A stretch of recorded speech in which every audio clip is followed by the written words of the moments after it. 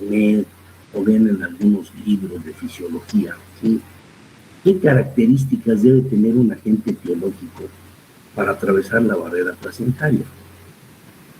Si ustedes ya han estudiado su fisiología, verán que el mecanismo de reproducción del ser humano existe la placenta, y la placenta es un filtro, es una barrera, ¿sí? Que es la que va a estar conectada con el cordón umbilical del producto, y que esto impide que se atraviesen una gran cantidad de agentes etiológicos. Es un filtro para darle posibilidad al producto en gestación que se genere de una manera bien, oxigenándose, que tenga ese flujo sanguíneo extremadamente bien sofisticado, bien abundante en oxígeno, etcétera. Es una barrera por la cual todos nosotros estamos existiendo. Cuando nosotros, permítanme un segundo, déjenme contar.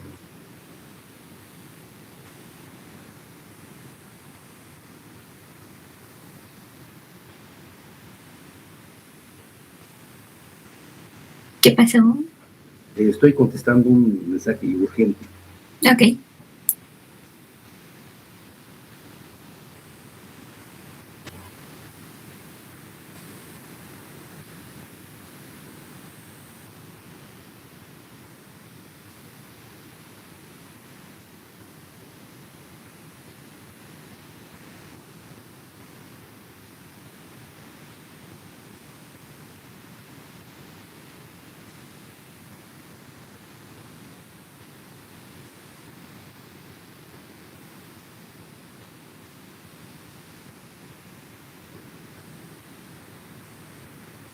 Perfecto, ok, muy bien. Ahora en qué me quedé. ¿En qué me quedé? Recuérdenme. La placenta. Ah, la placenta, exactamente. Si no fuera por la placenta, pues no existiríamos cada uno de nosotros, ¿sí? Es nuestro filtro, es nuestro fundamento que nos comunica con el útero materno para que nosotros podamos generar ese crecimiento, ese desarrollo. Entonces, el toxoplasma bueno, tiene esa característica, y no nada más el toxoplasma, una gran cantidad de agentes infecciosos, virus. Ayer manejamos el TORCH, la sífilis, etcétera, una gran cantidad de estructuras infectantes que tienen esa capacidad y alteran todo el producto. En el caso de la toxoplasmosis, la recepción del toxoplasma en el primer trimestre en una gestación prácticamente es fatal, ¿sí? Es nefasto, es en ocasiones mortal, puede producir abortos espontáneos, o en su defecto puede producir lesiones irreversibles que los productos a final de cuentas pues no llegan a desarrollarse completamente o tienen muchas deficiencias en su desarrollo. Entonces, este padecimiento, independientemente que sea relacionado con el sistema de histocompatibilidad, pues evidentemente es un padecimiento grave. He visto muchos casos de toxoplasmosis, inclusive ayer les hice el comentario, tengo dos conocidos, amigos, ¿sí? Uno de ellos un neumólogo, otro de ellos era un contador público, que los dos padecieron toxoplasmosis, y cuando se acercaron a mí por el diagnóstico que hicieron, uno lo tenía en oído, lo perdió el oído, y otro lo tenía testicularmente. El segundo fue un caso rarísimo que tuvimos que diagnosticarlo ahí en el Hospital Juárez. Nos tardamos un buen, ¿sí? Hasta que se hizo el panel de detección de anticuerpos y se observó que tenía IgG, una infección ya muy pasada, pero que le estaba creando problemática muy fuerte a nivel testicular. A final de cuentas, y tomaron la decisión de hacer un corte testicular, y con esto pues, se limitó que siguiera el proceso de este tipo de padecimiento. ¿Ok? Entonces, vamos a empezar con esta imagen que es el toxoplasma. Cuando nosotros vemos esta imagen, inmediatamente lo asociamos a un padecimiento característico. Ayer lo comentábamos que la morfología de este toxoplasma es muy sui generis, es muy característica. Nosotros, cuando observamos esto, podemos encontrar una gran cantidad de respuestas para lo que pudiera estar sucediendo en un organismo. El toxoplasma es un protozoario, una apicomplexa, ¿sí? Que aquí lo tenemos tenido, que tiene una forma muy peculiar. En los libros de texto, muchos de ustedes, muchos autores, refieren a que pueden ser estructuras como gajos de cítrico. Esto lo tenemos en un aumento en este momento. Otros dicen como si fuera una coma con la que se escribe, ¿sí? Otros, más profundamente, dicen que es una estructura alargada, coniforme, forma de conito, y que tiene forma de media luna. A ciencia cierta, si nosotros vemos una estructura, ¿sí?, que es característica de un toxoplasma. Y esa característica también va a estar fundamental ¿en qué? En que presentan un núcleo extremadamente prominente. Esto, si nosotros lo observamos, sí siempre mantendrán un núcleo prominente esas estructuras. El que tiene conocimiento morfológico y diagnostica parasitológicamente a una toxoplasmosis, inmediatamente recurre a tratar de aislar este agente teológico. Este agente teológico lo tenemos cosmopolita en todo el mundo y mucha gente puede estar ya en contacto con él y no percibir y no pasar nada. Ahora bien, características de este toxoplasma. Este toxoplasma tiene reservorios naturales, ¿sí?, en el mundo, que son los felinos. Y hablando de felinos, porque el felino es un tigre, el felino es un león, el felino es etcétera, pero el que convive, el felino que convive más con el hombre, pues es el gato. Hoy en día está muy de moda que las personas adquieran gatos como mascotas, y eso evidentemente no tiene absolutamente nada de malo. Lo malo es no atender, ¿sí?, el estado de salud de un gato. Y ahí viene la pregunta. Mucha gente me hace la misma pregunta.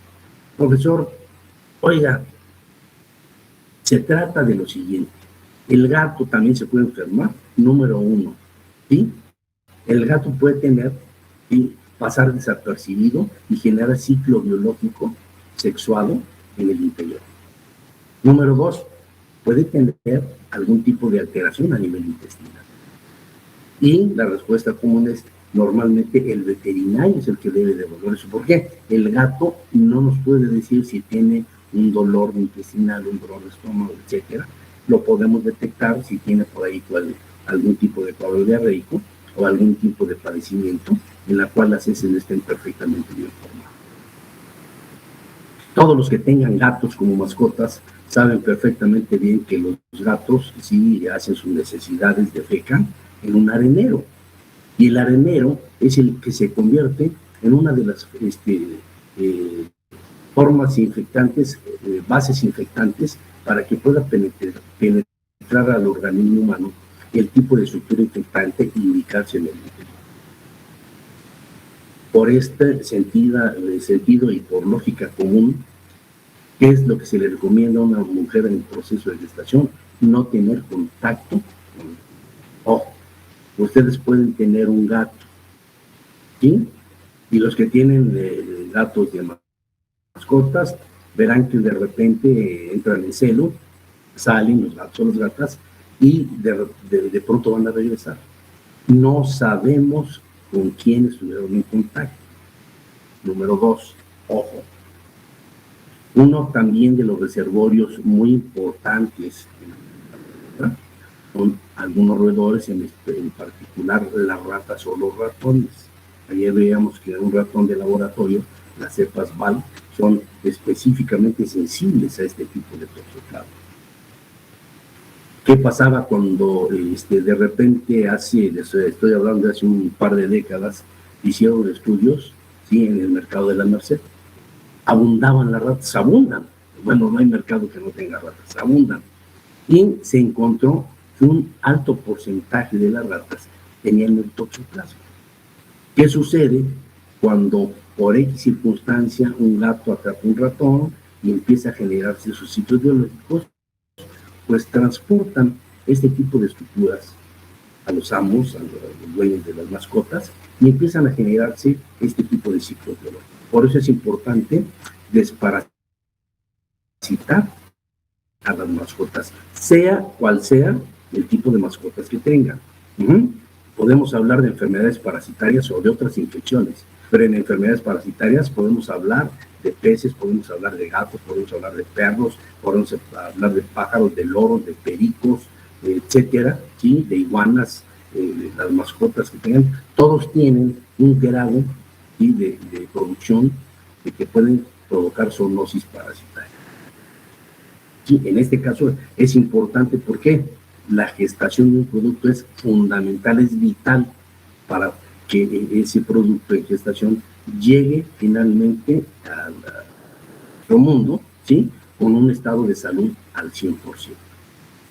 Y si vamos a tener deficiencias, etcétera, pues para eso exactamente existen las pruebas que hemos mencionado el día de hoy. Bien, esta es una infección, ya lo dijimos, cosmopolita, a nivel mundial, y de la cual nosotros vamos a encontrar que este toxoplasma gondii, se va a reproducir de dos maneras. Una de manera sexuada, llamada gametogonia, y otra de manera asexuada, ¿sí? Llamada endodiogenia. Acuérdense bien la definición del huésped o hospedero definitivo e intermediario. ¿Sí? Gametogonia, reproducción sexual, hospedero definitivo. Endodiogenia, reproducción asexual, hospedero intermediario. Y aquí directamente podemos clasificar de entrada, ¿sí? ¿Quién va a estar constituyendo este tipo de clasificación? El huésped u hospedero definitivo, vamos a tener animales de corral, silvestres, y aquí lo hacemos énfasis, felinos, y ponemos en rojo, gatos. Por el otro lado, pues puede haber una gran cantidad de huéspedes intermediarios, pero el que vamos a estudiar nosotros por esa complejidad y esa característica importante de tener el padecimiento, va a ser el hombre que va a ser el hospedero intermediario. Ojo, la toxoplasmosis puede adquirirse como a partir, ¿sí?, de un reservorio que pase directamente al hombre. ¿Cómo se llama esto? Toxoplasmosis adquirida. Ahora bien, ¿cuáles son las vías de entrada? Ojo, aquí pongan mucha atención en esto. Quiero ser muy específico. A ver, déjenme ver. Aquí en este ciclo biológico, miren, en este ciclo biológico tenemos el ooquiste, que es la forma infectante de la toxoplasmosis. El ciclo biológico normal indica que este ooquiste debe de penetrar por vía oral al ser humano.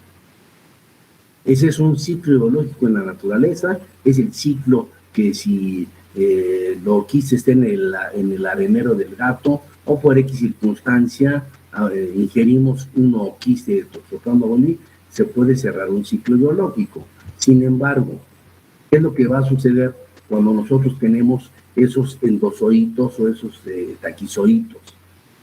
Que son las estructuras, así se llaman, a esos, entre comillas, trofozoitos del toxoplasma. Si nosotros tenemos, esto es experimentalmente, si yo tengo un endozoito o un esporozoito o tengo un taquizoito, ¿sí?, de toxoplasma gondii, si yo lo coloco en un ratón, en un animal susceptible, se lo doy por vía oral, le da toxoplasmosis.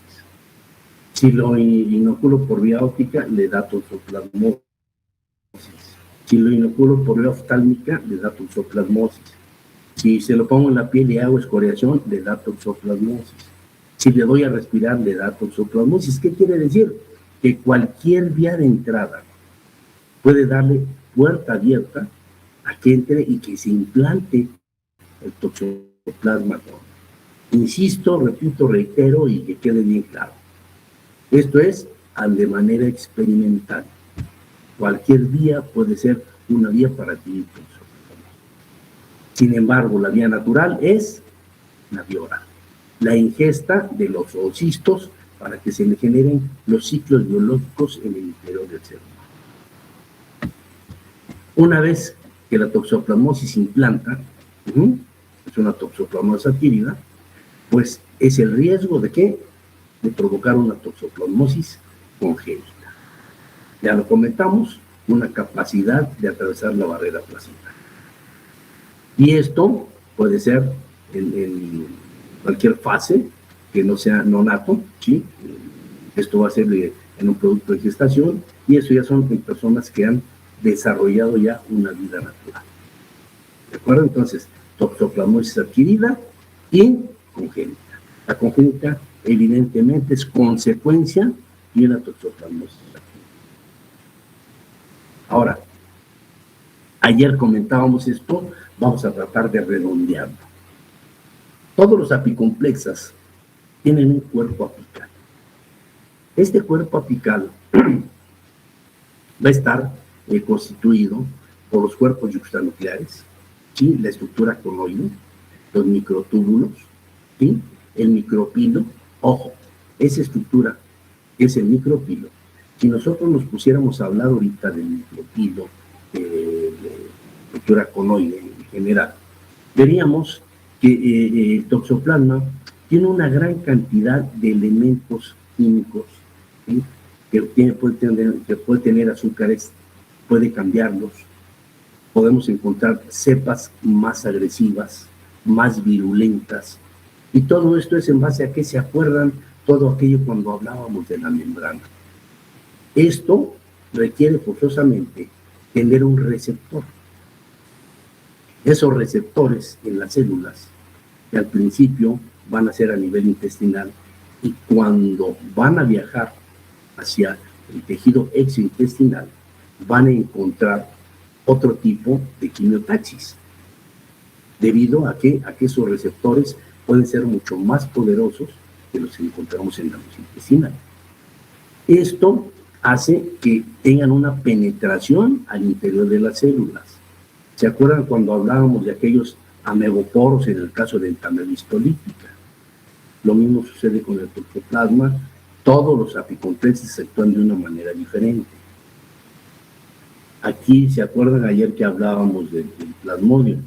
Si penetra un esporozoito, hay cambios en la superficie, químicamente hablando, e impiden que ya no entre otro esporozoito. En este caso, puede que se ejerza o no. ¿Qué quiere decir? Que puede penetrar un toxoplasma o puede penetrar dos. ¿De acuerdo? Esto va también a estar considerado por las características del sistema de histocompatibilidad.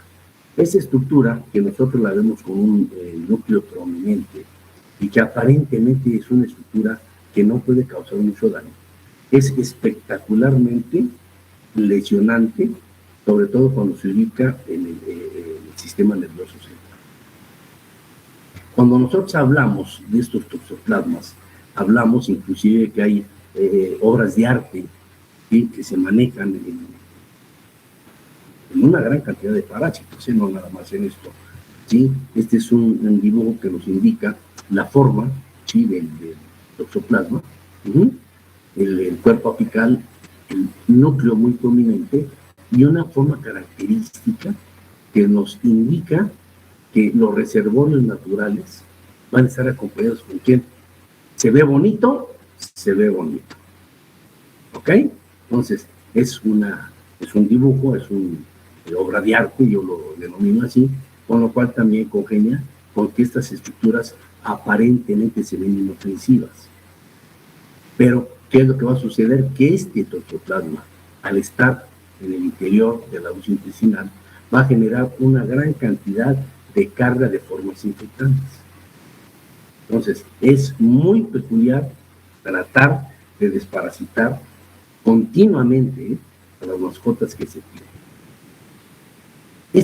Vamos a tratar de denotar, hay muchas representaciones del ciclo biológico del toxoplasma A mí me parece que este es uno de los más representativos.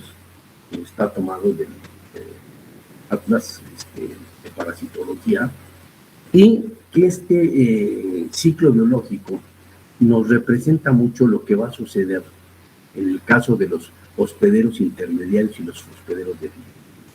Hospedero definitivo,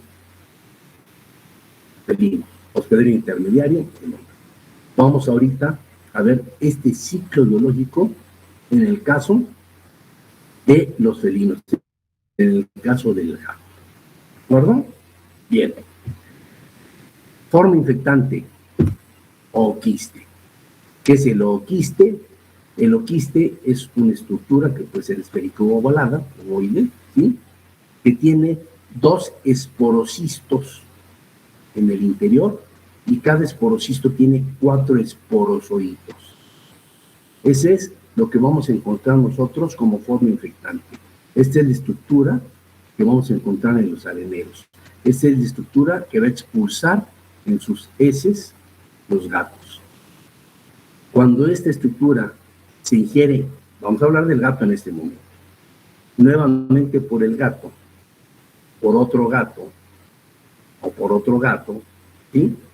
¿Qué es lo que sucede al pasar por el estómago? Se digiere parcialmente el ooquiste y libera, ¿sí? Esos merozoitos se liberan y se convierten en esporozoitos. Estos esporozoitos, esto que ustedes están viendo aquí, es una representación de células de la mucosa intestinal. Entonces, ¿qué sucede con ese esporozoito? ¡Pum! Penetra en una célula, sistema apical, receptor, al interior de la célula. Y ahí se va a empezar a reproducir por endodiogenia. Acuérdense, ayer lo vimos, déjenme ver si viene por aquí, yo la verdad. Endodiogenia. ¿Qué es la endodiogenia? Es una palabra compuesta. Endo, dentro, dio, dos, genia, génesis. Reproducción interna del parásito en el interior de las células. De 2 en 2. Y se va dividiendo. Hay muchos temas al respecto. Mucha gente dice que es una mitosis como tal. Otros dicen que es una sugerencia de que sea un tipo de mitosis. Otras personas, otros autores comentan que es una reproducción que se va haciendo logarítmica. A final de cuentas, se da por hecho que este mecanismo de reproducción se denomina endodiogenia. Es una palabra compuesta, reproducción interna de 2 en 2. Fisión, ¿sí? de materiales nucleares y de los protozoos. Entonces, esta endodiogenia es la que se va a generar en el interior de las células intestinales.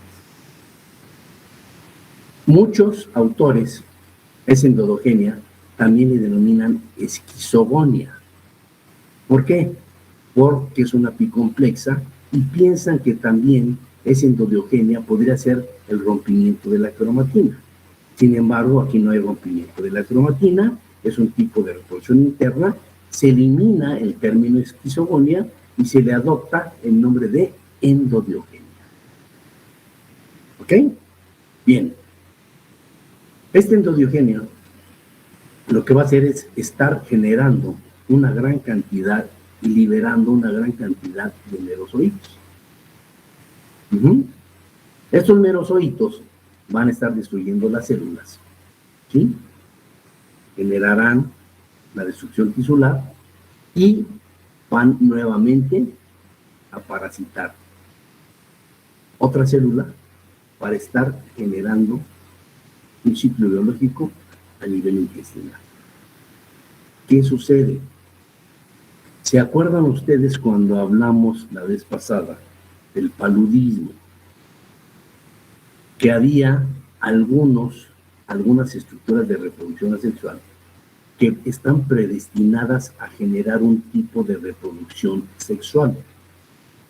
En el caso del paludismo veíamos que la temperatura, ¿sí? Era un factor que desencadenaba ese tipo de reproducción. Era un estímulo que se le da a los merozoitos para que en vez de llevar a cabo una endobiogenia, empiecen a producir un tipo de reproducción sexual. En el caso del Toxoplasma gondii, no tiene efecto a la temperatura. En el caso del Toxoplasma gondii, ¿sí?, hay productos metabólicos producidos por el mismo toxoplasma que van a generar la interacción con los merozoitos para que se dispare ese mecanismo de reproducción sexual. Todo esto es genéticamente predestinado. Cuando nosotros ya hicimos varios ciclos biológicos y los merozoitos salen de la célula, reciben ese estímulo bioquímico o químico, lo que van a hacer es entrar a una célula diferente, los merozoitos, y madurar células de tipo reproducción sexual. No tienen nombre específico. Se les denomina una célula donadora y una célula receptora. Van a madurar en el interior de esas células, generan, ¿sí?, las células donadoras, que en este caso pueden ser merozoitos muy típicos de reproducción sexual, y la célula receptora va a tener una maduración en el interior para, en un momento determinado, unirse con este mecanismo que se llama gametogonia. En el interior de la célula, una vez que se ha unido ese merozoito que penetra y actúa sobre la célula receptora, forman un esporoblasto. Ese esporoblasto se divide, forma dos esporoblastos. Los esporoblastos se forran de una pared, ¿sí?, quitinoide, y forman dos esporocistos. Los esporocistos generan 4 esporozoitos cada uno, y una vez que está maduro todo este ciclo, se rompe la célula y se liberan hacia la luz intestinal, que generan formación ¿de qué? De los ocistos que salen al exterior y que van a formar parte de esas estructuras infectadas. ¿Queda claro? Bien.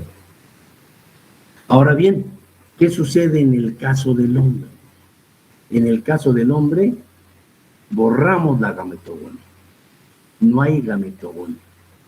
En el caso del hombre, hay una endobiogenia, y cuando se generan una gran cantidad de merozoitos, salen, ¿sí?, atraviesan pared intestinal y se dirigen a tejidos extraintestinales.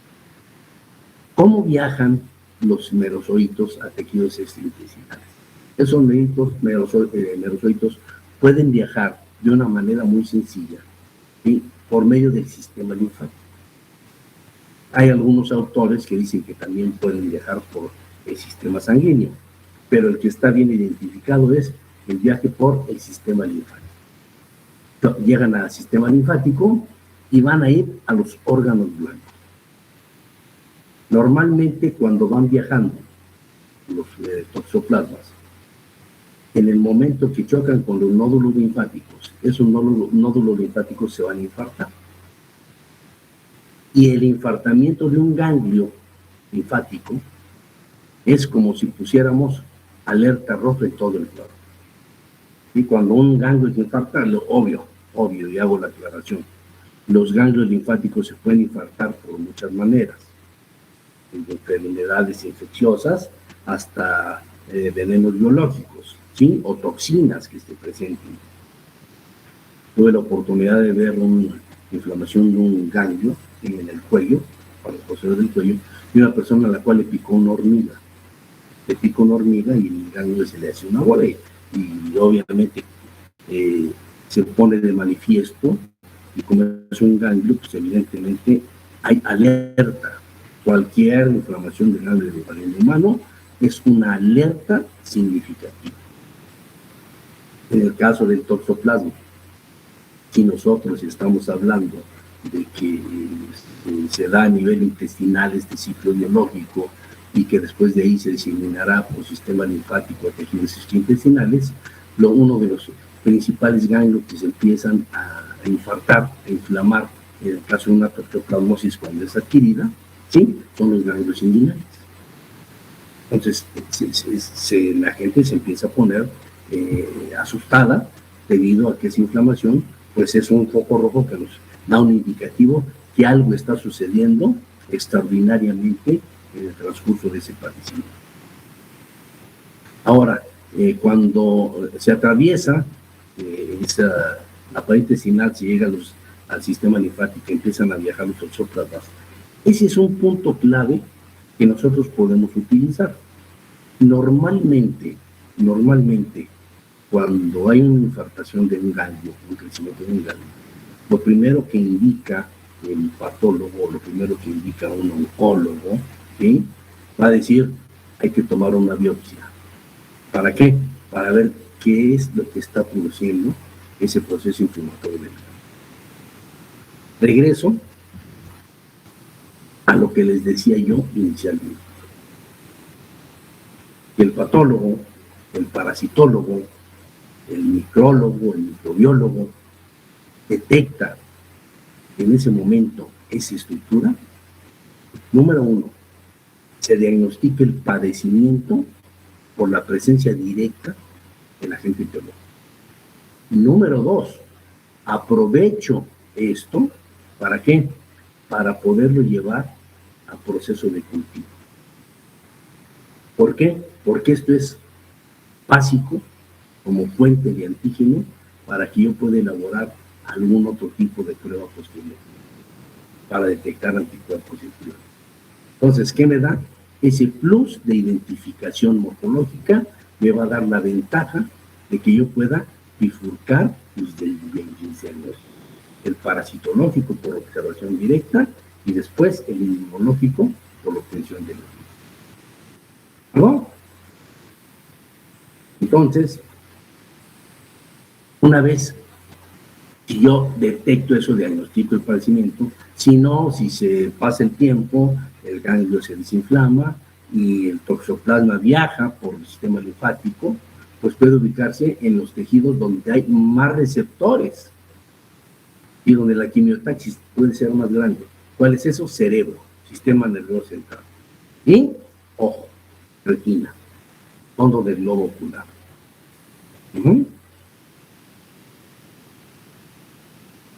Y esto va a tener como consecuencia una gran cantidad de padecimientos graves en una toxoplasma adquirida. Ha habido, en alguna ocasión me hicieron una consultoría, me dijeron que si podíamos detectar la presencia de un toxoplasma óseo, una toxoplasmosis ósea, un toxoplasma en hueso. A mí se me hizo extremadamente raro, ¿no? Pocas veces se han reportado ese tipo de situaciones. Con el advenimiento de la biología molecular, pues podemos saber que no era una toxoplasmosis ósea. Pero se veían algunas estructuras muy parecidas al toxoplasma, sin embargo, fueron otras situaciones que fue células de proliferación del hueso y que se confundían. Pero afortunadamente para eso tenemos hoy en día ese tipo de diagnósticos moleculares. Cuando se van a otros tejidos, pues podemos hablar de músculo, ¿sí? Podemos hablar de algún tipo de visera interna, pero el 80% va confinado a ojo, oído y sistema nervioso central. 2. República del Salvador. Hace algunos años empezó a haber brotes de toxoplasmosis. ¿Por qué? Sorpresa. La toxoplasmosis empezaba a alojar en las estructuras musculares del ganado bovino. Y la gente, cuando comía carne insuficientemente cocida, adquiría una toxoplasmosis. Ya lo vimos en la imagen inicial. Cualquier vía del merozoito puede ser una vía de entrada. Entonces, aquí viene otra problemática. Estamos hablando de la vía oral como una vía de entrada natural. Estamos hablando que si el ocisto también con una vía respiratoria y se deglute, también nos puede dar una toxoplasmosis. Y esto, evidentemente, todo esto que estamos hablando de una toxoplasmosis adquirida. No estamos hablando, sobre todo, que no hay gametogonia en el ser humano. Únicamente hay endogenia y diseminación a tejidos extraintestinales. Por eso me gusta este bloque de este ciclo biológico. Aquí lo podemos ver de una manera diferente. Sí, este ciclo biológico. ¿Qué sucede? Pues tenemos aquí a los animales, el perro también participa en la situación de la toxoplasmosis, pero generalmente es el gato, el felino, que tiene los quistes o los ocistos, y están, ¿sí? ¿Qué van a hacer? Van a generar los ciclos biológicos en el ser humano. Hablamos también hace un momento que existen una gran cantidad de elementos en la naturaleza que actúan como reservorios, que pueden ser las ratas, en específico los ratones de laboratorio, aves de corral y lo que acabamos de comentar ahorita, ¿sí? Que también pueden existir una gran cantidad de estructuras de ganado bovino parasitado. ¿Cuál es la problemática de todo esto? Que esto puede producir una toxoplasmosis congénita. Y esta toxoplasmosis congénita es mucho más grave. Bueno, de per se la toxoplasmosis adquirida es grave, la toxoplasmosis congénita es mucho más grave. ¿Sí? Entonces, ese ciclo biológico también nos da ese panorama. Estos ciclos de los areneros, de la administración de los ocistos, de hacer la transmisión por atravesar la barrera placentaria, de recuperar al toxoplasma, de poderlo generar de crecimiento, el gato se come al ratón y se cierran los ciclos biológicos. Esto es muy común en cualquier parte del mundo. Aquí es una imagen pues muy cariñosa, ¿sí? Muy sui generis, pero que evidentemente este gato debe de estar completamente desparasitado. Para haber tomado esta fotografía, han de haberse asegurado que el gato no tiene toxoplasmosis. ¿Para qué? Para estar congeniando y conviviendo con el amo y que estén en un proceso de gestación. Ojo, lo primero que hace el ginecólogo cuando llegan a consulta las mujeres en amenorrea, en un proceso que aparentemente ya es un embarazo, las primeras preguntas que hacen es el convivio con el tipo de mascotas que tienen y hacer todo un panel de detección para que ese proceso de gestación llegue a feliz término y no tengamos ninguna problemática en la obtención de un producto al final de cuentas. ¿De acuerdo? Muy bien, entonces, este es el causante de todo lo que nosotros estamos observando por ahí, que es la toxoplasmosis. ¿Ok? ¿Qué son estos? Ojo, a ver, vamos aquí a aclarar algo. Cuando este toxoplasma penetra al interior del organismo humano, este toxoplasma tiene características propias que va a despertar respuestas inmunológicas y que además también puede inhibir algún tipo de sustancias que destruyan la membrana del taquizoide. En base a esto, ¿sí? Cuando este toxoplasma se implanta, vamos a hablarlo en el ojo, ¿sí? En la retina, en el fondo del globo ocular, se implanta ahí. ¿Qué va a suceder? Inmediatamente el organismo humano va a empezar a montar una respuesta inmunológica. El macrófago, ¿sí?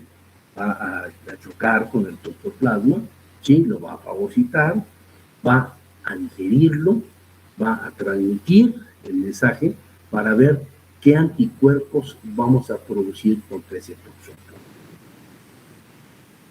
En el momento en que se empiezan a producir anticuerpos, o que también se empieza a producir una respuesta de tipo celular, se empiezan a formar mecanismos, uno, de defensa y dos, de resistencia.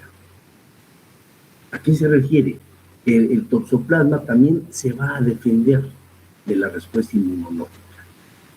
Entonces, lo que hace el toxoplasma, tomar estos acúmulos que se están produciendo en el interior de las células y que cuando las células revientan y tratan de introducirse en células adyacentes, ¿sí?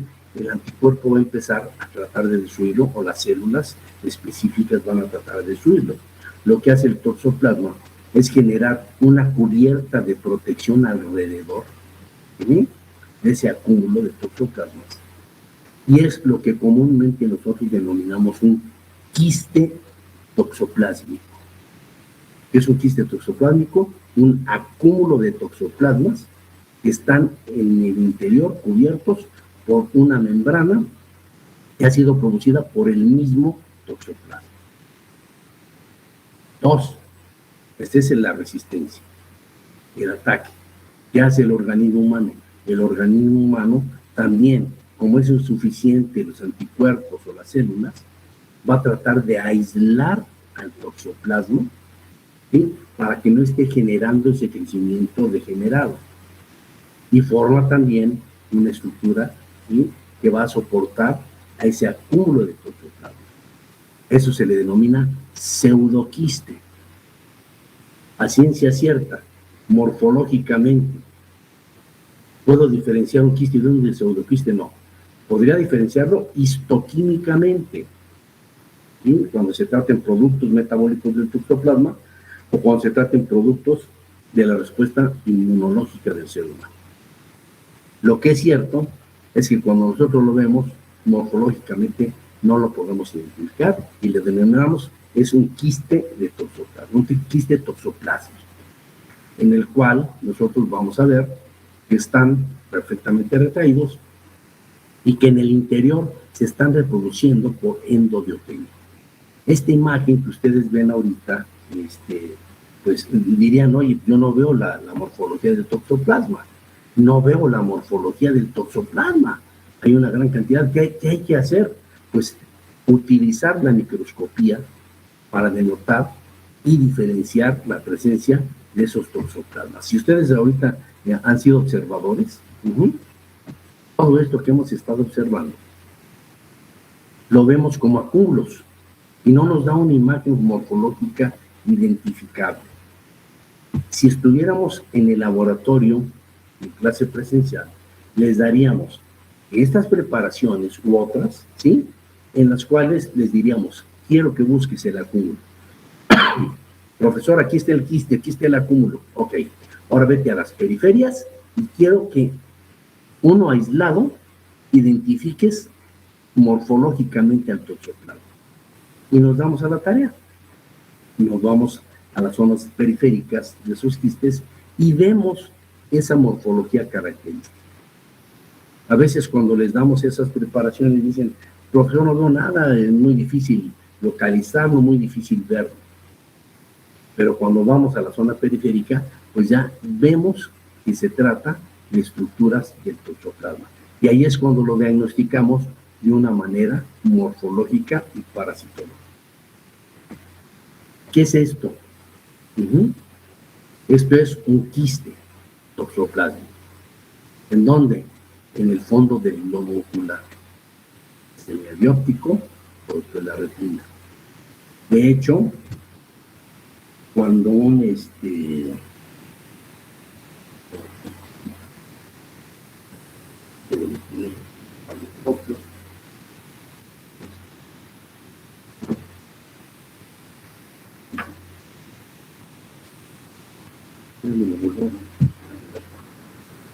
de hecho, lo que están ustedes observando ahí en esa imagen es un oftalmoscopio. ¿Sí lo alcanzan a ver? ¿Ok? Sí. ¿Esto? Sí. Y esto. ¿Ok? Entonces, obvio, son aditamentos médicos, ¿sí? Es un oftalmoscopio, el cual aquí van a ver el interior, se ilumina, y desde afuera podemos ver todo esto que estamos iluminando y que el oftalmólogo es el que va a dictaminar en un momento determinado y si se trata de algún tipo de lesión. Ojo, esto no es necesario que lo sepan, ni mucho menos, es una información general. Estas arteriolas y vénulas que se tienen aquí, cuando nosotros, el oftalmólogo o el, el médico especialista se asoma para ver este tipo de estructuras. Esto lo denominan ellos arañitas. ¿Por qué? Las vénulas siempre deben de estar prácticamente paralelas, homogéneas. Cuando ven ese tipo de lesión dicen, ahí hay un tipo ya de lesión que puede ser a nivel cerebral, ¿sí? O lo que estamos viendo a nivel oftálmico. ¿Qué es esto? Es un quiste toxoplásmico ubicado en el fondo del globo ocular, en la retina, y que todo esto que ustedes están observando son acúmulos de toxoplasma. Todo esto son células de la retina que están siendo consumidas. ¿Por qué? Por la penetración del toxoplasma y se están destruyendo. Evidentemente esto nos da un indicativo que se trata de una lesión grave a nivel del globo ocular y que esto puede conducir a tener deficiencias en la visión, si esto alcanza el nervio óptico, la ceguera irreversible, ¿sí? A veces esto se presenta otorrinolaringólogo, lo detecta en oídos, la gente pierde el oído. A veces esto se detecta en el cerebro, en el sistema nervioso central, y dependiendo de la zona del cerebro, van a ser las manifestaciones características de una toxoplasmosis adquirida. Lo podemos tener en músculo, lo podemos tener en vísceras, o como ya les he comentado, en el caso de la toxoplasmosis testicular, que de ahí se podría haber diseminado una gran cantidad de órganos. Entonces, esto es a colación de lo que es la formación de los quistes y los euroquistes. Esta es otra formación de un quiste toxoplásmico, también en el fondo del globo ocular, en la retina. Entonces, ahí se veía también la destrucción completa del tejido y la proliferación. Lógico, estas imágenes tienen que ser valoradas por el oftalmólogo, ¿no? Por el neurólogo. Y aquí nosotros no podemos observar hasta determinada. De aquí nos dirán, oye, se supone que se sospecha que se trata de una toxoplasmosis, vamos a ver cómo la identifican. ¿De acuerdo? Otro tipo de lesión, ustedes ven, esta es una lesión mucho más aparatosa, está el nervio óptico, está el fondo del globo ocular, la retina, y tenemos este tipo de lesiones que se están produciendo ya, degradando completamente. Esto puede producir una ceguera irreversible. ¿De acuerdo? Más lesiones, ¿sí? En el ojo. Y aquí tenemos una inmunofluorescencia. Aquí sí podemos captar ese acúmulo y yo veo aquí y yo veo aquí esas características morfológicas de ese toxoplasma con un núcleo extremadamente prominente. Lógicamente, las personas que tienen el conocimiento morfológico van a poder identificarlo de una manera eficiente. Las personas que no saben ni lo que es la parasitología, no saben lo que es una morfología de una piel compleja, pues lo van a pasar desapercibido. Aquí sí, este es un contraste de fases en un corte histológico. Este corte está hecho en el cerebro de ratón. Y esto, lo que estamos observando aquí, es un acúmulo, es un quiste de toxoplasma. ¿Qué vemos? Aquí sí, en el contraste de fases, podemos ver la morfología característica de los toxoplasmas. Y aquí se está diagnosticando una toxoplasmosis a nivel cerebral. ¿De acuerdo? Todos estos son quistes de toxoplasma, acúmulos de toxoplasma. Estamos hablando que en esa toxoplasmosis adquirida, que de pronto se puede volver congénita. Aquí ya estamos hablando de otra situación mucho más álgida. La toxoplasmosis, al volverse congénita, al atravesar la barrera placentaria, pues va a dirigirse igualmente a las estructuras donde van a tener esos receptores. En el caso de los neonatos, pues va a ser el cerebro, que puede producirnos una gran cantidad de calcificaciones cerebrales. Aquí tenemos una macrocefalia con hidrocefalia. Hace como más de una década, probablemente 15 años, hubo en el norte de la República Mexicana indicios de que los niños estaban naciendo con microcefalia. Se les denominaba acéfalos, falta de crecimiento, falta de desarrollo de toda la porción encefálica.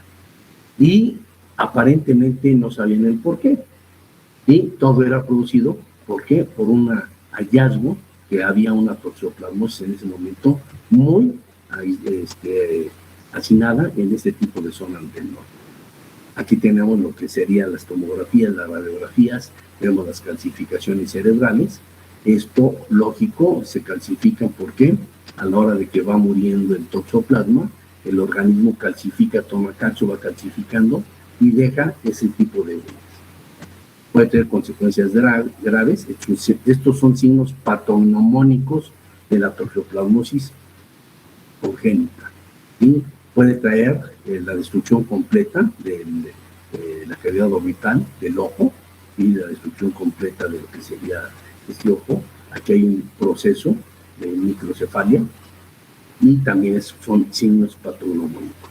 Este es un signo patognomónico y una macrocefalia con hidrocefalia. Y aquí un indicativo de esos signos patognomónicos es la alteración que se puede observar, ¿sí? El exaltamiento de las venas de la porción cefálica. Mucha gente pregunta si hay sobrevivencia de estos productos. Miren, ya a veces yo lo digo y les digo que cuando hay ese tipo de producto hay abortos espontáneos o desafortunadamente viven muy poco tiempo. Y lógicamente estos individuos no tendrían oportunidad de disfrutar la vida como la disfrutamos nosotros. Ya traen una serie de secuelas, una serie de padecimientos antes de nacer y debido a un apicomplexa que podemos evitar en un momento determinado. Microcefalia. ¿Sí? No ha desarrollado completamente la porción cefálica. ¿Sí? Aquí tenemos otro tipo de alteraciones que pueden tener también a nivel cutáneo, a nivel de irritaciones cutáneas, deformaciones, y de todo estamos hablando de nivel cerebral, de nivel sistema nervioso central y ojo. Entonces son situaciones graves que se dan. Hay algunos individuos que nacen y nacen con uveitis, con corioretinitis, con algunas afecciones pulmonares, con algunas calcificaciones cerebrales y sobre todo cuando nacen, ya nacen con cierta hipersensibilidad cutánea debido a todos los procesos que se van dando en el interior del cuerpo. Es un problema grave, un problema grave. Aquí lo tenemos, ese toxoplasma en un campo oscuro, el cual están tratando los macrófagos, ¿sí? de fagocitarlo para empezar a procesar la información y empezar a montar respuestas inmunológicas en el cuerpo. ¿Ok? Muy bien. Importancia de los diagnósticos precoces. Esto es vital. El diagnóstico lo podemos hacer, ya lo dije, parasitológico. ¿Qué ventaja tenemos? Una observación directa del toxoplasma y decir, esto es una toxoplasmosis y hay que empezar a administrar un tratamiento inmediato. ¿Dónde podemos encontrar al toxoplasma de una manera directa? Las biopsias, en un exudado, secreciones por si se abre algún canal linfático, ¿sí? Y esto, cuando nosotros hacemos el diagnóstico parasitológico, lo que vamos a hacer es inocular a los animales de laboratorio. En este caso, ¿quiénes? Pues los ratones de laboratorio, los famosos BAL. Sí, esos ratones que han sido de gran ayuda para la investigación y el desarrollo de este tipo de pruebas. Sin esto, no podemos hacer esto. Ya necesitamos forzosamente la producción antigénica para detectar anticuerpos homólogos o respuestas de hipersensibilidad celular, como sería la intradermoreacción de Frenkel. Pero sin el antígeno, pues no podemos hacer absolutamente nada. Hay que determinar los anticuerpos circulares. Y ahí aparecen, ya lo mencionamos ayer en el histórico, la prueba de Seidin y Feldman en inmunofluorescencia, aglutinación de partículas de látex, la fijación de complemento, y la técnica de oro, que es la técnica de Lisa, que se denomina TORCH. ¿Sí? Toxoplasma, rubiola, citomegalovirus y herpes. ¿Sí? De ahí las siglas del famoso TORCH. Hay maglutinación directa y esto que hay que hacerlo compatible con alguna sintomatología aparente para que tenga una validez diagnóstica.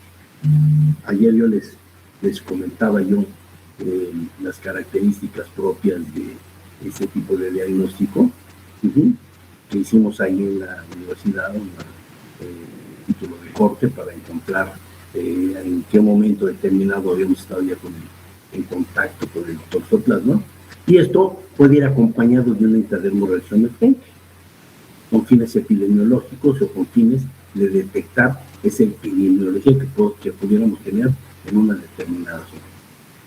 Fíjense, aquí la universidad es un nicho donde nosotros podemos tener una gran cantidad de información. ¿Sí?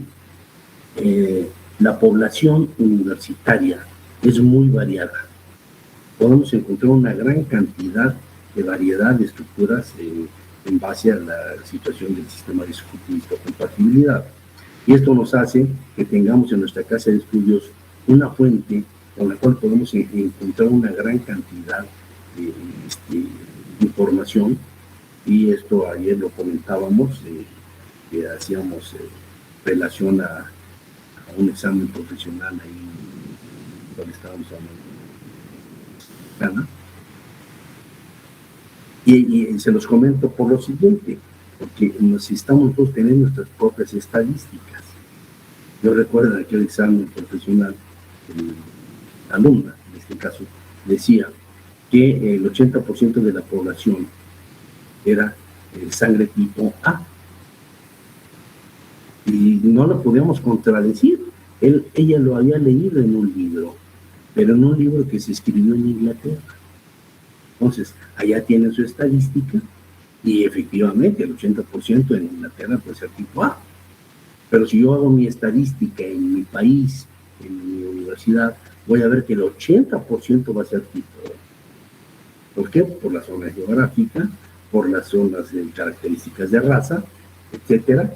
Y esto nos ayuda mucho a que nosotros podamos tener nuestros datos internos del comportamiento del sistema de histocompatibilidad y de situaciones raciales. ¿Ok? Entonces, esto nada más es como dato informativo. ¿De acuerdo? Entonces, el diagnóstico este es el histórico, y ayer ya lo habíamos comentado, ¿no? Aquí yo tengo un diagnóstico, acúmulo de toxoplasmas. Me voy a la periferia, ¿qué veo? Con mi morfología de toxoplasma. ¿Qué digo? Es una toxoplasmosis aquí. Aprovecho, inoculo animales de laboratorio. Estos animales de laboratorio evidentemente son especiales, deben tener un cuidado especial, un tratamiento también, con un control extremadamente rígido y estricto. Y cuando nosotros empezamos a generar este tipo de estructuras infectantes en el laboratorio, debemos tener un control específico de este tipo de animales. ¿Por qué? Se nos puede salir y podemos generar diseminación de este tipo de estructuras. Ya dijimos hace rato en el ciclo biológico, que existe la endobiogenia y que existe la gametogonia. Sorpresa, en el caso de los ratones de laboratorio y los van. En estos ratones, los toxoplasmas, si yo inoculo a toxoplasma intraperitonealmente, se empiezan a producir por endobiogenia, pero empiezan no como ese ciclo que acabamos de ver ahorita, sino en el peritoneo, ¿sí? En las paredes del peritoneo del intestino, que está en el peritoneo, se empiezan a generar esos ciclos de endobiogenia. Y cada vez que se genera el tipo reproductivo, se liberan a la cavidad peritoneal, al líquido asítico, ¿sí? Una gran cantidad de merozoitos del toxoplasma. Y esto puede producir millones, ¿sí?, de merozoitos en un ratón. Claro, estas estructuras yo las puedo utilizar para muchas cosas. En este caso, si yo tuviera un ratón en el cual tengo una inoculación del toxoplasma y el cual estoy procesando para hacer una reproducción in vivo, ¿qué es lo que va a hacer? Pues tomar una serie de ratones, que pueden ser 10 o 20, y a todos inocularlos. ¿Qué va a suceder? Que todos se van a enfermar, todos van a producir millones y millones de toxoplasmas, y que en el momento determinado, antes de que mueran, sacrifico a los animales, abro, peritoneo, con pipeta Pasteur, se recupera todo el líquido intraperitoneal y se pueden colectar, ya ayer se los decía yo, en el pendón.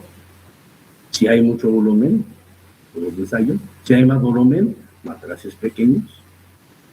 Y de ahí tener yo una fuente antígena. Claro, ¿qué tengo que hacer? Pues me van a exigir, evidentemente, una estandarización de estas estructuras para que yo las pueda utilizar como fuente antígena. Y uno de los casos pues, más característicos que le comentamos ayer que está en desuso, pues es la prueba de Seguin-Feldman con la reacción del colorante del azul de metileno, ¿sí? O del diet test. Requiere antígeno vivo completo. Ayer lo comentamos porque ya no se utiliza esta prueba de Seguin-Feldman por el riesgo de utilizar el antígeno. Pero ¿cómo se hacía esta prueba? Era una prueba muy bonita, ¿sí? Son portaobjetos excavados, que pueden tener 6 excavaciones esos portaobjetos. ¿Y qué se hacía? Los toxoplasmas que yo he colectado, ¿qué tengo que hacer? Primero, ¿se acuerdan bueno, no sé si muchos de ustedes han llevado hematología, la van a llevar, o si han visto por ahí en las clases de microbiología general o microbiología experimental, algunos portaobjetos micrométricos y coobjetos micrométricos. ¿Para qué? Para que nosotros podamos medir o contar. ¿Sí? Para los que van a llevar hematología, ya la llevaron.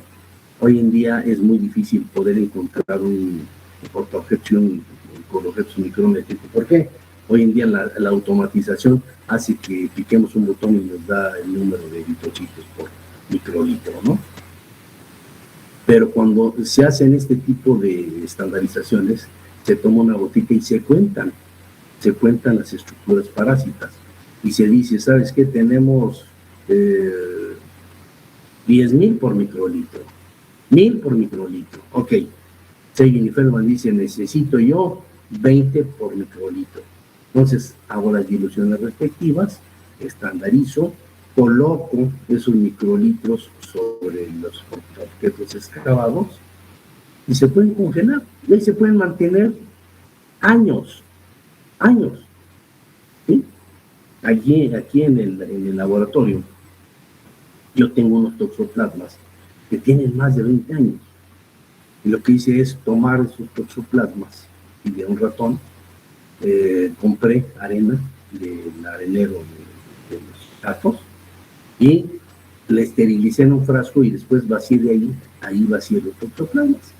Los tengo cubiertos con papel aluminio en una zona muy fresca, etcétera, y cuando quiero recuperar pongo el contacto con el ratón, nuevamente al toxoplasma y se recupera. O sea, imagínense la resistencia que tiene esto y cómo hay maneras de proliferar y de mantener una estructura que nos va a servir como una fuente de antígeno. Lógico, esto ya no funciona, ya está en desuso. ¿Qué hay que hacer? Si yo recupero mi toxoplasma, si lo recupero de ratón, pues lo que tengo que hacer es matarlo, inactivarlo. ¿Para qué? Para que yo lo pueda trabajar en la mesa de laboratorio, no haya ningún problema, y de la misma manera hacer una estandarización, una cuantificación y decir, vamos a poner determinados toxoplasmas para hacer un inmunofluorescencia. O vamos a tomar estos toxoplasmas muertos para hacer antígenos particulados. El día de hoy estuvimos haciendo una sonicación de partículas, ¿sí? El ultrasonido es un aparato que ustedes lo meten en la suspensión y lo único que hace es chirriar y de repente destruye todas las estructuras completas y nos da partículas de membrana o de superficies de pared celular. ¿Ok? Entonces, el antígeno particulado se utiliza mucho para hacer aglutinación de partículas de látex o pruebas de aglutinación con algún otro soporte. Y finalmente, pues el antígeno soluble, para hacer la intradermolación de Frenkel, intradermolación de hipersensibilidad celular tipo PACO, y ver 24-48 horas la respuesta. Ya dijimos que tiene que ser compatible con la sintomatología y que epidemiológicamente nos ayuda mucho. Este antígeno también hacemos inmunodetención indirecta, fijación de complemento y la ELISA. Si en este momento les preguntaran cuál es la técnica que yo puedo utilizar para diagnosticar toxoplasmosis en el laboratorio, olvídense de todo, nos vamos con una técnica de ELISA. Se acabó. Esa es ahorita la prueba dorada, el Golden Test que se utiliza para diagnosticar en cualquier laboratorio, en cualquier banco de sangre. ¿Ok? Bueno, ayer hablamos de la prueba de Selin-Feldman, que es una reacción que se lee al revés. El negativo si se tiñe, positivo si no se tiñe. ¿Ok? Inmunofluorescencia. Y aquí es algo bien importante. Nosotros aquí debemos de emplear criterio personal para llevar a cabo un diagnóstico muy específico de la toxoplasmosis. Esta gráfica nos da un indicio de cómo podemos manejar. Ahí hay un evento, hay una anécdota que presencialmente se las platico mucho, ¿sí? Y ahorita vamos a hablar al respecto, no de esa anécdota, sino de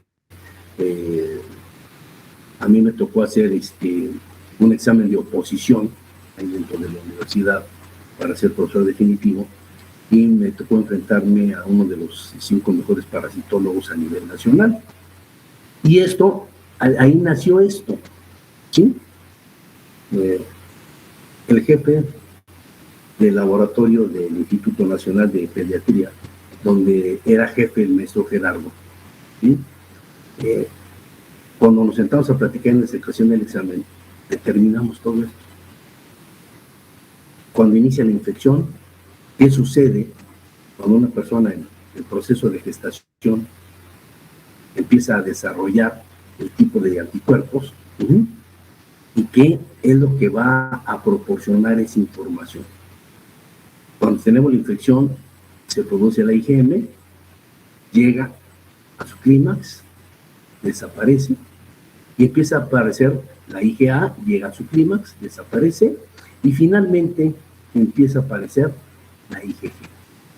Y la IgG se puede quedar a largo plazo, de tal forma que yo con esta gráfica puedo más o menos pronosticar en qué proceso o etapa está la infección del toxoplasma. Si yo determino detección de IgG, pues aquí nos están diciendo, esta es una infección aguda. Si yo determino IgM, esta es una infección aguda. Si yo determino IgM, y si después de determinado tiempo vuelvo a hacer otra determinación y mi título aumenta, esta es una infección activa. Esta es una infección que se mantiene con el tratamiento, baja el título y se mantiene durante el proceso de meses o años un título constante, la cual, si yo hago determinaciones y no cambia el título, puedo asegurar que se trata de una infección vieja o crónica. Pregunta para todos, ¿daría positivo en este momento intradermoreacción de Frenkel? Sí. ¿Daría en este momento intradermoreacción de Frenkel? Sí. ¿Daría positivo intradermoreacción de Frenkel aquí? Sí. ¿Cuál sería un valor de diagnóstico? IgM y Frenkel positivo. ¿Cuál sería un valor epidemiológico? IgG a largo plazo y Frenkel positivo. ¿Qué sucedería con una persona embarazada que tiene, le detectan toxoplasmosis y se detecta un espacio en el cual no sube ni baja el título? ¿Qué diríamos? Una infección vieja, que podría ser crónica siempre y cuando no haya compatibilidad de qué, de síntomas patológicos. Entonces, toda esta información es importante desde el punto de vista de que nosotros podemos predecir, hacer un pronóstico de cómo va a evolucionar el tipo de padecimiento de la enfermedad. Y esto es importantísimo conocerlo y es vital y fundamental para poder administrar tratamientos, ver si funciona el tratamiento o ver si va cediendo la infección con el tratamiento. Importantísimo, ¿ok? IgG, IgM en la toxoplasmosis. Y aquí estamos hablando, ¿no? ¿Sí? De los trimestres, aquí hablamos ya de primer, segundo, tercer y cuarto trimestre en una infección adquirida que si nosotros la aplicamos a una toxoplasmosis congénita, llegaríamos hasta el tercer trimestre, pero veríamos que el comportamiento sería igual, y la producción de IgM, y después en el tercer trimestre de una toxoplasmosis adquirida, bajarían los títulos bajo un tratamiento específico, y en el cuarto trimestre no tendríamos IgM, pero sí tendríamos presencia de IgG. Todas estas gráficas son fundamentales para ir monitoreando la evolución del padecimiento. ¿De acuerdo? Bien. Y fíjense, aquí la situación del tratamiento de la toxoplasmosis es un protozoario aquí complexa que cede muy fácil al tratamiento de las sulfas y sus derivados. Antes, la sulfadiazina y la pirimetamina eran los medicamentos de elección para tratar esto.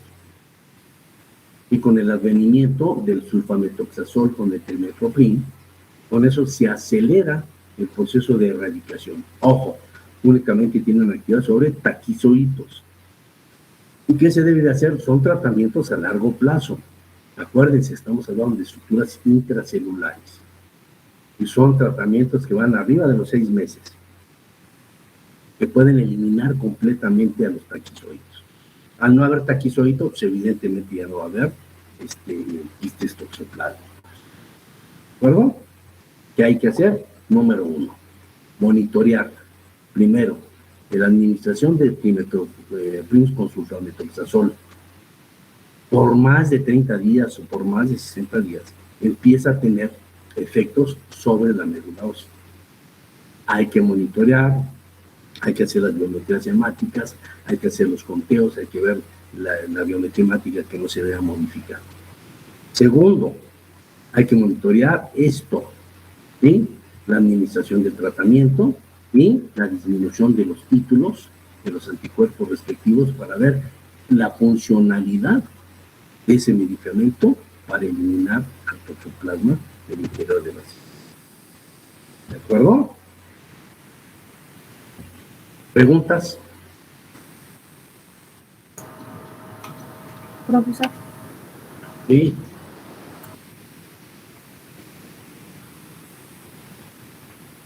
¿Preguntas? A mí sí me queda una duda sobre el ciclo biológico en el humano. Ajá. No entendí, bueno, no entendí la diferencia con el que había dicho antes, que... Lo regresamos, ahorita lo ponemos. Ajá. Ahí está. Este es el ciclo biológico. En el huésped intermediario no va a haber gametogonia. Entonces, en el caso del hombre, le quitamos de aquí para acá.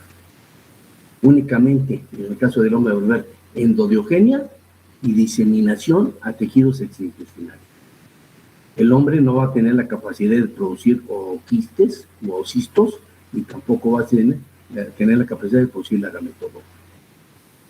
¿De acuerdo? Sí, gracias. ¿Está claro? Muy bien. Tenemos otra duda, profesor. A ver. ver. En el chat. Puede ver, es que no me equivoco, vamos a ver la evolución de la enfermedad. Mira, Evelyn, vamos a ponerlo de nuevo.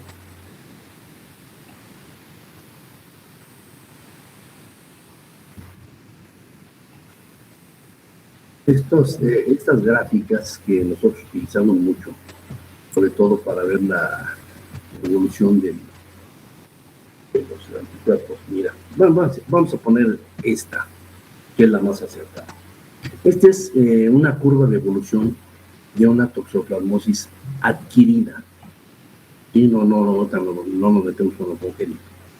En la toxoplasmosis adquirida, cuando se inicia la infección, podemos encontrar que se pueden empezar a producir IgM e IgG. ¿Ok? Cuando nosotros empezamos que empiezan a desaparecer estos títulos, quiere decir que el tratamiento está siendo efectivo. Quiere decir que ya no hay tanta carga parasitaria y los anticuerpos empiezan a ceder. Si nosotros regresamos acá, estos anticuerpos, la IgG, debe empezar a producir hasta llegar al tope. Se administra un tratamiento y se mantiene el título de anticuerpos constante. Cuando empiezan a destruir ya todos los taquizoitos por medio del tratamiento, el anticuerpo empieza a descender hasta llegar a una zona base donde nosotros vamos a encontrar las infecciones viejas o crónicas, que va a mantener un título estable. Y eso va a ser un indicativo que ya funciona el tratamiento, que la gente ya se curó, que ya no tenemos los taquizoitos, y que esto, si en este momento, aquí, en este punto, se disparara nuevamente el título, se elevara el título, después del tratamiento, sabríamos que hay una recaída o que el tratamiento no fue efectivo. Pero mientras se mantenga ese título constante, sabremos que esta curva nos está indicando algo para hacer una evaluación de ese proceso de tratamiento. ¿De acuerdo? ¿Está claro Evelyn? Perfecto. Otra pregunta más. Y gracias. ¿Más preguntas?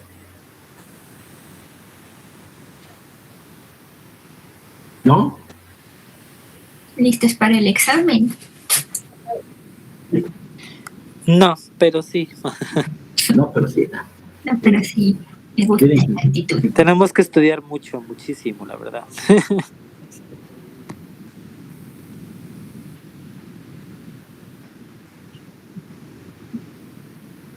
Okay.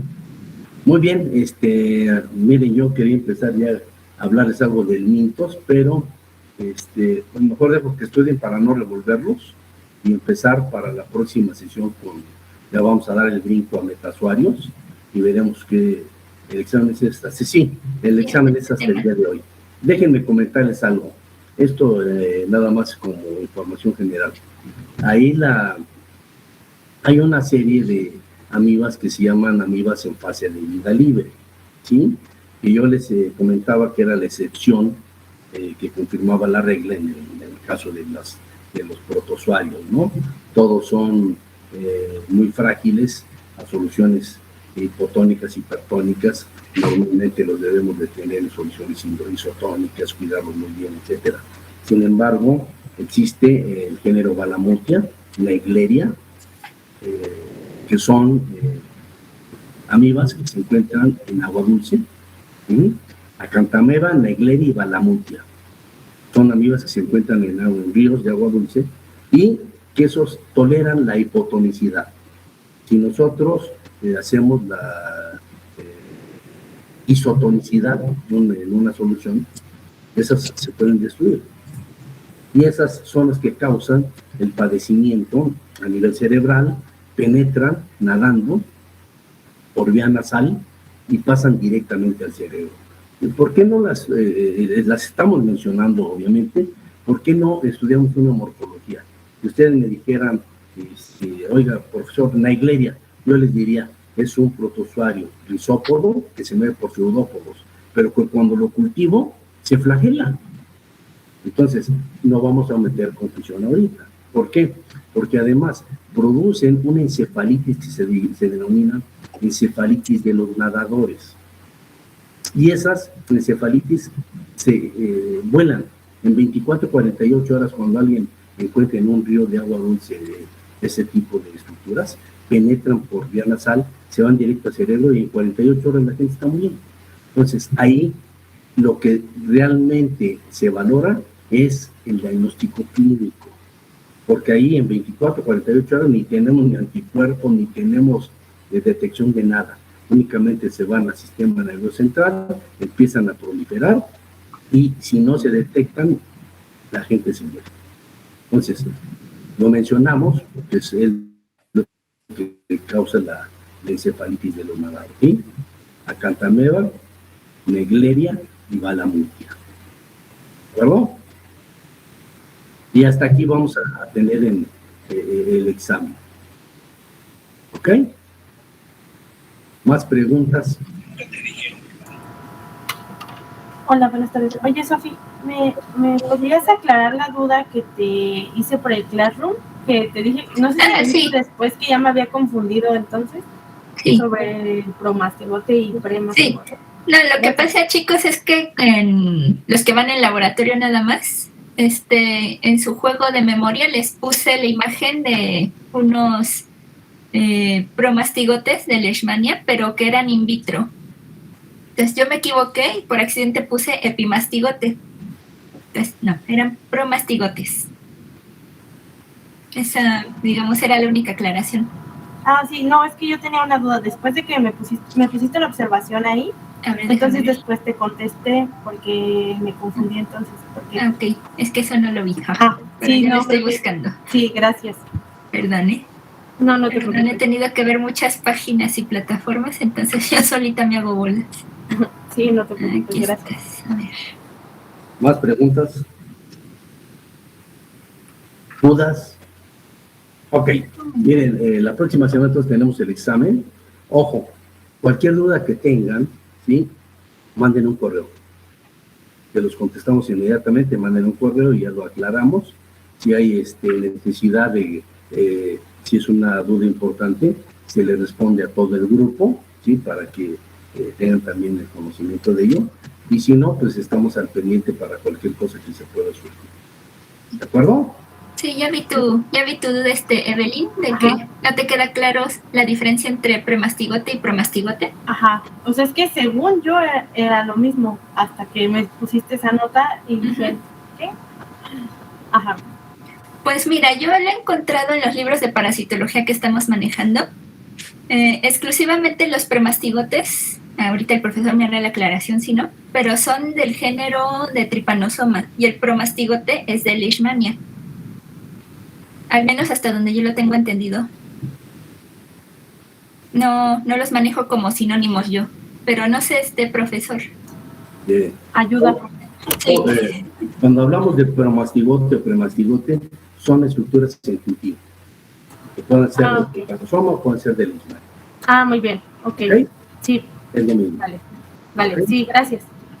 Gracias, Sofía. Sí, no, una disculpa. No te preocupes, gracias. ¿Algo más? ¿Preguntas? ¿Dudas? Recuerden que la siguiente semana es el examen, teoría y laboratorio, para los que van en laboratorio. Les estaremos enviando las indicaciones esta semana. Perfecto. Bueno, pues pasen una excelente tarde. Vamos a comer porque ya se hambre. ¿Sí? Cuídense mucho. Y cualquier duda, manden correo. Cualquier duda. Nos vemos. Buenas tardes. Hasta luego. Hasta luego.